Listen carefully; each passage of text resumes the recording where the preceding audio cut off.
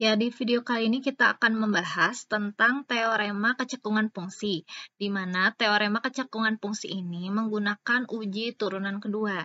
Jadi, jika sebelumnya kita sudah belajar bahwa uji turunan kedua itu kita gunakan untuk mencari jenis dari titik stasioner ya, bisa itu titik maksimum lokal, titik minimum lokal, ataupun sebuah titik belok.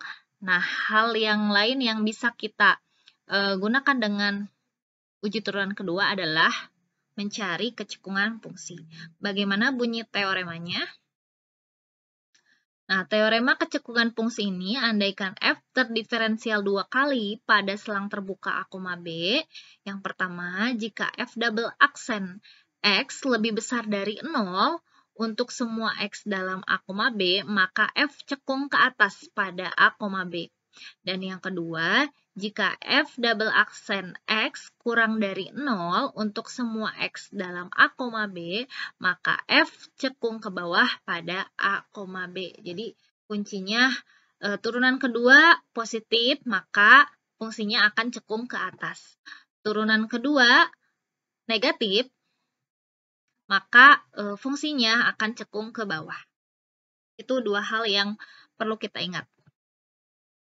Nah, seperti apa nih cekung ke atas, cekung ke bawah? Sepertinya kalian juga sudah tahu bahwa cekung itu kan berarti kan ada belokan ya.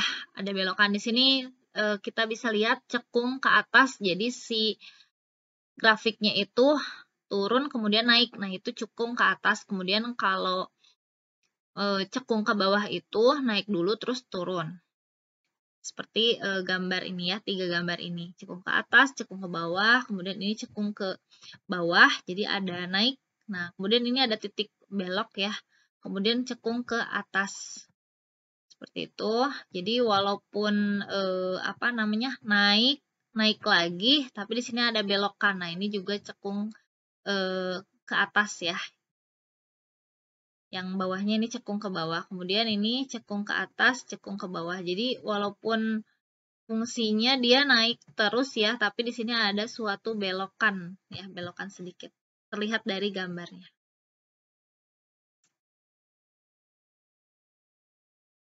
Nah, bagaimana dengan contoh soalnya? Misalnya kita punya fungsi fx sama dengan 1/3 x pangkat 3 dikurangi x kuadrat dikurangi 3x ditambah 4. Pada interval berapakah fungsi f naik, turun, cekung ke atas, dan cekung ke bawah. Nah, ini mengingat lagi bahwa untuk mencari interval ketika fungsinya naik dan ketika fungsinya turun, maka kita menggunakan turunan pertama. Sedangkan untuk menentukan dia cekung ke atas atau cekung ke bawah, itu menggunakan turunan kedua ya. Jadi kalau yang naik turun itu turunan pertama. Ya, berarti kita tulis dulu F itu naik ketika F naik ketika ketika apa? Ketika F aksen X lebih besar dari 0 ya. Kita menggunakan turunan pertama. Kemudian kita cari dulu ya F aksen X. Turunan pertamanya itu berarti kan 1/3 dikali 3 ya ini. Kemudian pangkatnya dikurangi 1. Jadi X kuadrat. Kemudian dikurangi, nah ini turunan dari X kuadrat berarti 2X. 2-nya ke depan, kemudian pangkatnya dikurangi 1. Turunan dari 3X berarti 3. Turunan dari 4 itu konstanta, berarti turunannya 0. Ini untuk F aksen X-nya, atau turunan pertamanya. Nah, berarti untuk turunan kedua, kita menurunkan kembali tadi fungsi yang sudah diturunkan. Turunan dari 2X kuadrat itu 2X. Kemudian turunan dari 2X itu min 2 ya. Ini min 2. Jadi turunan dari min 2X itu adalah min 2. Nah, ini F naik ketika F aksen X-nya lebih besar dari 0. Berarti ini langsung kita faktorkan. Kita tulis dulu aja F turun, biar sekalian. F turun ketika f aksen x-nya kurang dari 0. Nah, ini kan kita sudah punya turunan pertamanya ada x kuadrat dikurangi 2x dikurangi 3. Itu ya, sama dengan 0. Nah, ini stasionernya kan. Kita faktorkan. Jadi x min 3, x plus 1 sama dengan 0. Nah, pembuat 0-nya itu adalah 3 atau x-nya sama dengan min 1. Nah, setelah itu kita buat garis bilangan. Nah, dengan pembuat 0-nya adalah min 1 atau 3. Nah, kita substitusi bilangan yang ada di sebelah kanan 3. Kalau kita substitusi misalnya 4. 4 dikurangi 3, ini positif. 4 ditambah 1 juga positif. Positif kali positif, ini berarti positif. Sebelah kanan 3 pasti menghasilkan bilangan positif.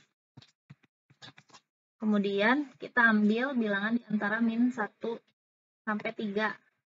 Contohnya misalnya boleh 0, boleh 1, atau boleh 2, atau boleh bilangan lainnya. Kita substitusikan ke hasil faktornya, maka akan menghasilkan bilangan negatif. Nah, jadi kalau bentuknya kuadrat biasanya garis bilangan itu selang-selingnya kebanyakan, tapi perlu kita cek. Kemudian di sebelah kiri negatif 1, misalnya kita ambil min 2, min 3, atau bilangan yang lainnya, kita substitusi ke hasil faktor ini, maka akan menghasilkan suatu bilangan positif. Nah, kita tahu bahwa f naik itu ketika f aksen x-nya lebih besar dari 0, berarti ketika x-nya itu kurang dari min 1 atau x-nya lebih dari 3, maka fungsinya akan naik. Jadi itu kesimpulannya. Fungsi naik ketika atau pada interval. Jadi fungsi naik pada interval, kita ambil yang positif.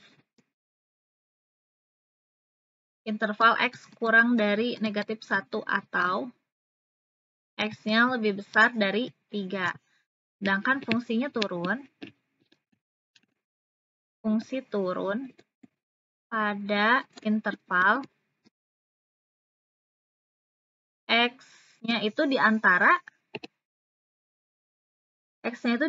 min 1 sampai 3, berarti min 1 kurang dari x kurang dari 3.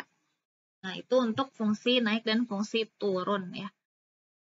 Dan hati-hati dengan istilah naik turun ini karena ada juga istilah yang tidak pernah turun atau tidak pernah naik. Nah, itu kalau ada kata tidak pernah berarti ada stasionernya juga. Jadi tandanya nanti ada pakai tanda sama dengan gitu ya, kurang dari sama dengan atau lebih dari sama dengan ya. Kemudian kita mau mencari kecekungannya, bagaimana atau berapakah intervalnya, interval fungsi ini ketika si fungsinya cekung ke atas. Nah, kecekungan itu bisa dilihat dengan menggunakan uji turunan kedua. Karena tadi kita sudah mencari turunan keduanya, yaitu 2x min 2, maka kita simpulkan fungsi cekung ke atas, atau f cekung ke atas ya, fungsi cekung ke atas ketika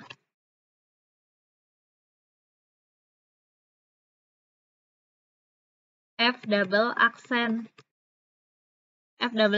x-nya lebih besar dari 0. Nah, berarti ini 2x min 2 itu harus lebih besar dari 0. Maka x-nya harus lebih besar dari 1 ya. Kemudian fungsi cekung ke bawah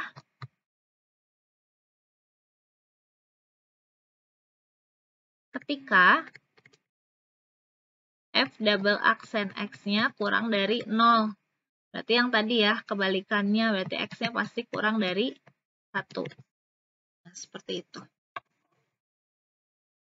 Nah, kemudian yang selanjutnya kita mau belajar bagaimana cara menggambar grafik fungsi. Jika sebelumnya waktu kelas 10 kita belajar tentang menggambar grafik fungsi kuadrat. Nah, sekarang kalau misalnya fungsinya itu bukan kuadrat ya, lebih dari pangkat 2, misalnya fungsinya pangkat 3, pangkat 4, dan seterusnya.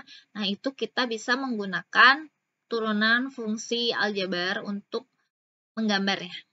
Nah, seperti apa cara menggambarnya? Kita pelajari dulu langkah-langkahnya. Nah, ini langkah-langkah menggambar grafik fungsi menggunakan turunan. Nah, ini yang pertama itu sama halnya seperti kita mau menggambar grafik fungsi kuadrat ya, kita perlu menentukan titik potong dengan sumbu-sumbu koordinat atau dengan sumbu koordinat sumbu X dan sumbu Y. Jadi, titik potong dengan sumbu X-nya berapa, titik potong dengan sumbu Y-nya berapa. Nah, kalau mencari titik potong dengan sumbu X, kita tinggal mensubstitusi Y aja sama dengan 0. Kalau kita mau cari titik potong sumbu Y, berarti kita substitusi atau kita ganti X-nya dengan 0. Itu langkah yang pertama, yaitu mencari titik potong. Nah, yang kedua, menentukan titik-titik stasioner dan jenisnya. Nah, kita kan udah tahu bagaimana kita mencari titik maksimum lokal, titik minimum lokal, atau bisa dikatakan titik balik minimum, titik balik maksimum, dan jika perlu juga kita mencari titik belok itu boleh supaya gambar yang kita buat itu sempurna. Itu. Kemudian yang ketiga itu menentukan titik bantuan lain agar grafiknya lebih mudah kita gambar ya, lebih mudah kita sketsa. Atau bisa juga secara umum menentukan nilai Y untuk X besar positif dan untuk X besar negatif. Jadi kalau yang nomor 3 ini sebenarnya kondisional aja. Kalau dirasa gambarnya kurang sempurna, kurang detail, maka kita boleh mensubstitusi atau menggunakan titik bantuan lain gitu ya, sembarang aja pakai bilangan yang besar. Nah, lebih bagus juga kita menggunakan kecekungan gitu ya, supaya kita semakin yakin bahwa oh, grafik fungsinya ini pasti cekung ke atas ketika ada di interval sekian, atau cekung ke bawah ketika ada di interval sekian. Itu di kondisional aja. Jadi ini langkah-langkah yang bisa kalian gunakan. Nah, kita ke contoh ya. Gimana cara gambar grafik fungsi Y sama dengan X pangkat 4 dikurangi 4X pangkat 3. Nah, kita ikuti cara yang sudah kita pelajari tadi ya. Yang pertama, kita mau menentukan tipot atau titik potong. Tipot dengan sumbu X ya, dan dengan sumbu Y. Jadi, kalau tipot dengan sumbu X dengan sumbu X itu berarti kita mensubstitusi apa yang mau kita substitusi. Kalau tipotnya dengan sumbu X, Y-nya harus 0. Nah, kalau misalnya kita substitusi, berarti kan jadi 0 sama dengan X pangkat 4 dikurangi 4X pangkat 3. Seperti itu. Nah, berarti di sini kita dapat bahwa X-nya juga akan menjadi 0. Koordinatnya. Koordinat 0,0. Oh, berarti dari sini bisa kita simpulkan bahwa ternyata titik potong dengan sumbu X-nya 0,0. Kalau titik potong dengan sumbu Y ya sama aja ya. Kalau kita ganti X-nya dengan 0 juga pasti Y-nya sama dengan 0. Oke, berarti kita dapat satu titik, yaitu titik 0,0. Yang kedua, itu kita mau mencari titik stasionernya ya, titik maksimum lokal atau titik minimum lokalnya. Nah, kita udah tahu bahwa cara mencari maksimum atau minimum lokal itu dengan mencari turunan pertamanya ya. Jadi, aksen itu sama dengan 4X pangkat 3 dikurangi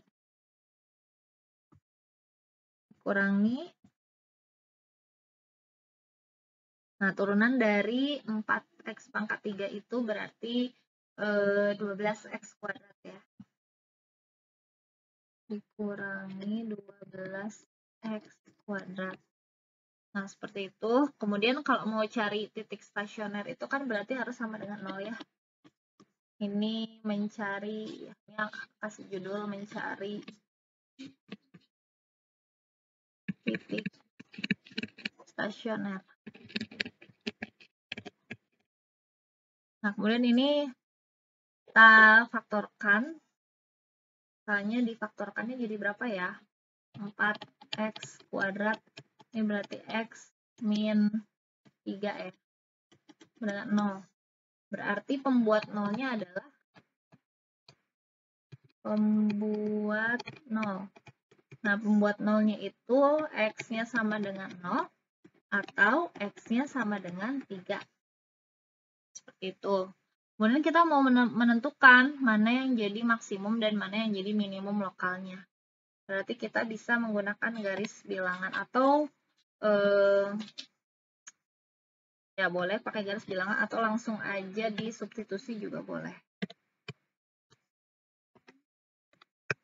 Kita misalnya pakai garis bilangan. Ini ada 0, kemudian 3. Nah, kita substitusi nih. Yang ada di sebelah kanan 3, kalau disubstitusi ke hasil faktornya, berapa hasilnya? Ini pasti positif. Kemudian kalau kita ambil bilangan di antara 0 dengan 3, kita substitusi, hasilnya adalah negatif ya. Kemudian kalau kita ambil yang kurang dari 0 dan kita substitusi, berarti hasilnya adalah negatif ya. Positif, negatif. Kita cek, misalnya masukkan min 1. Masukkan min 1. Nah, masukkan min 1 ya. Ini negatif nih. Nah, berarti ada tidak ada perubahan ya di sebelah kiri. Sebelah kiri 0 dan di sebelah kanan 0. Nah, kalau tidak ada perubahan ini, bisa mungkin gitu ya, dia adalah sebuah titik belok. Nah, kita perlu cari. Nah, ini kalau 3 ini titik maksimum atau minimum, ya kita cek nanti. Nah, kita sekarang coba kita cari dulu titik beloknya ya, titik belok.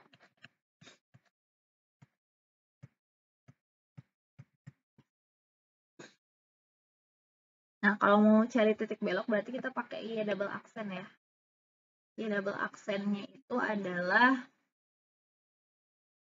berapa ini? 12 X pangkat 2 dikurangi 24X. Nah, kalau mau cari titik belok juga turunan keduanya harus sama dengan 0. Nah, kemudian kita cari.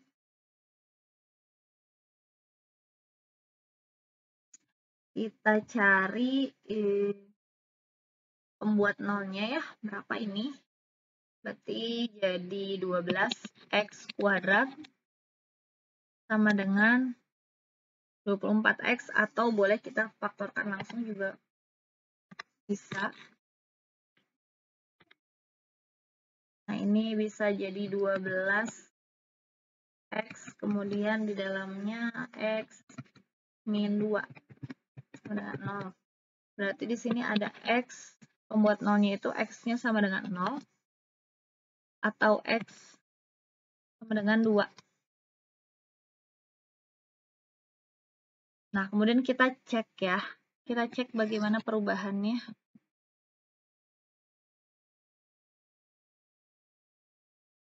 Ini X-nya 0, kemudian X-nya 2. Kalau kita substitusi belah kanan 2, berarti hasilnya positif. Positif. Kemudian di antara 0 dan 2 itu negatif ya. Kemudian di sebelah kiri 0 itu berarti jawabannya adalah positif.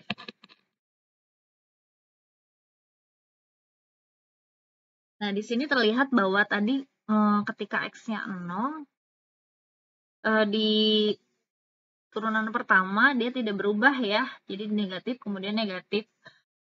Sedangkan ketika kita cek di turunan kedua, X-nya 0, itu dia berubah dari positif ke negatif. Nah, artinya berarti si X sama dengan 0 ini adalah suatu titik belok.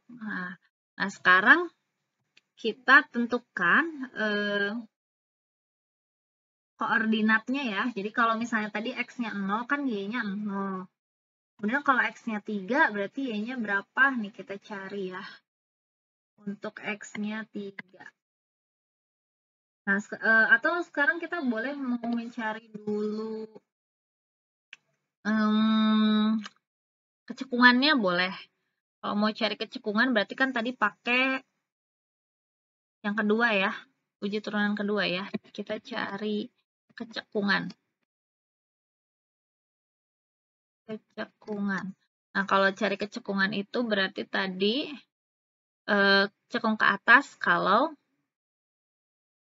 cekung ke atas jika F double aksen X-nya lebih besar dari 0. Nah, F double aksen itu tadi 12X, kemudian X min 2 harus lebih besar dari 0.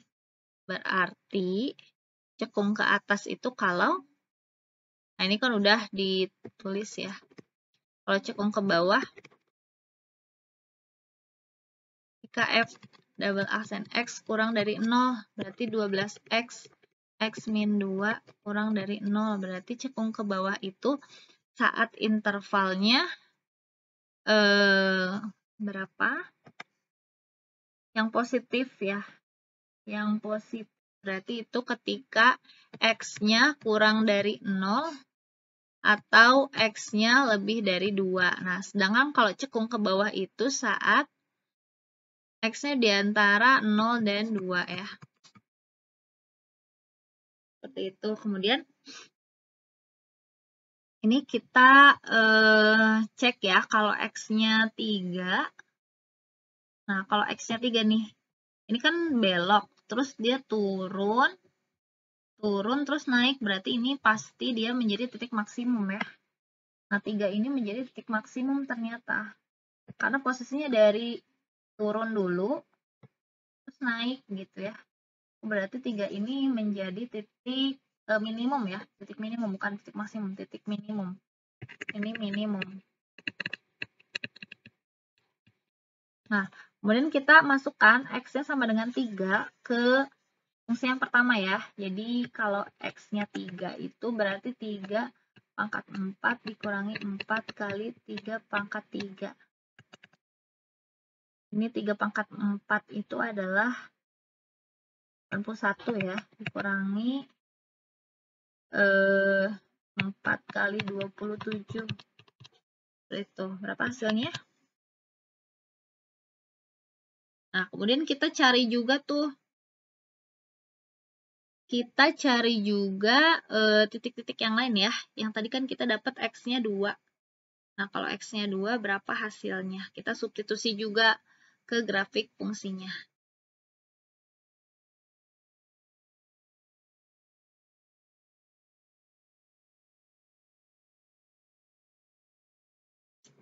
Ini tuh negatif ya, negatif 27 ya.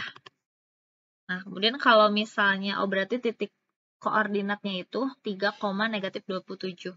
Nah, sekarang kalau misalnya X-nya 2, nah kalau X-nya 2 berapa nih?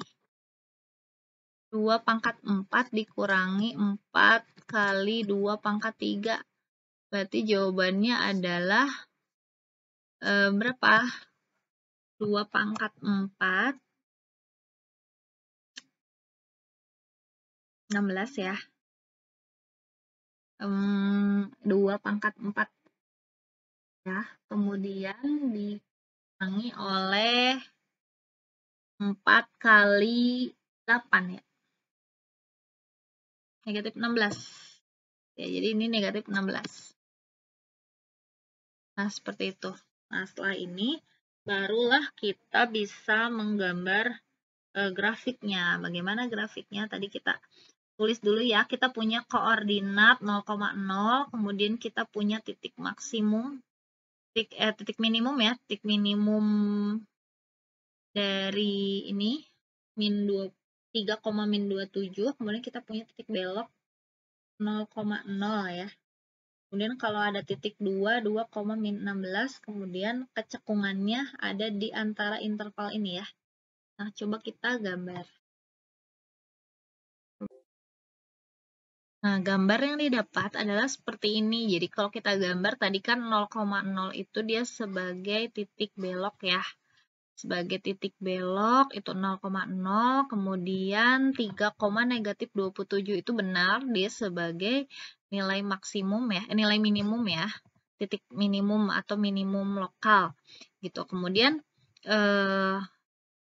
kita punya tadi 2,-16 ya, betul. Jadi kita hubungkan dari 0,0 ini ke 2,-16, kemudian kita hubungkan ke 3,-27 gitu ya. Dan 0,0 ini sebagai titik belok ya, terlihat bahwa fungsinya turun, kemudian turun lagi, tapi dia berbelok sedikit. Kemudian bagaimana dengan kecekungannya? Tadi kita cek bahwa cekungnya itu ke atas saat X-nya kurang dari 0 dan X-nya lebih besar dari 2. Kita lihat ya, dia cekung ke atas ketika X-nya kurang dari 0.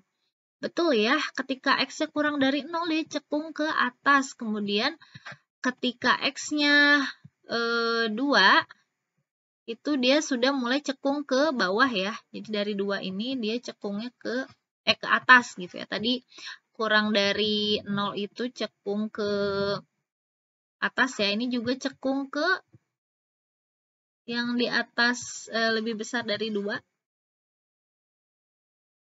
Cekung ke atas ya. Cekung ke atas ya. Kan karena kalau cekung ke atas dia tersenyum ya. Jadi kurang dari 0 dan lebih besar dari 2. Nah, kemudian ketika di antara 0 sampai 2 itu cekungnya ke bawah ya. Kita lihat ini ada belokan sini. Cekungnya ke bawah dari 0 sampai 2 seperti itu.